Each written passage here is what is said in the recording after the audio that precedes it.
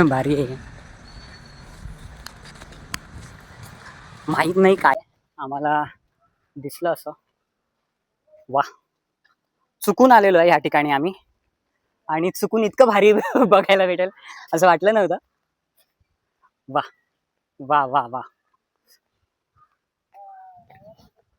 या ठिकाणी आल्याच्यानंतर तुम्हाला बदामीची आठवण येईल. जर का तुम्ही बदामीला गेलेला असाल तर तुम्हाला लक्षात येईल.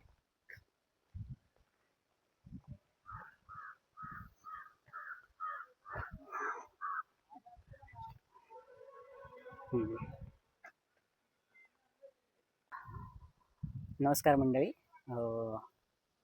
असं म्हणतात ना की आपण नदीकाठी बसावं, स्वतःला शोधावं, चिंतन करावं, मनन करावं. ही अशीच जागा आहे. बघू शकता काहीच नाही आजूबाजूला. हे एक जुनं घर आहे. घर आहे काय काहीच माहित नाही, कारण की कुणी राहताना दिसत नाहीये किंवा काही. आणि बाजूला बघा नदी आहे, पाठी हे वडाचं झाड आहे. कोण नाहीये दूरपर्यंत, लोकांची वर्दळ नाहीये. ते एक जण मासे पकडी मंडळी या ठिकाणी बसलेली आहेत. हे सुख फक्त तुम्हाला गावीच मिळू शकतं. गावच्या ठिकाणी नदीकाठी बसून असा आनंद घेणं, मला वाटतं हे प्रत्येकाच्या नशिबात नाहीये. प्रामुख्याने जे कॉर्पोरेट सेक्टरमध्ये आहेत त्यांच्या नशिबात ह्या गोष्टी नाही आहेत.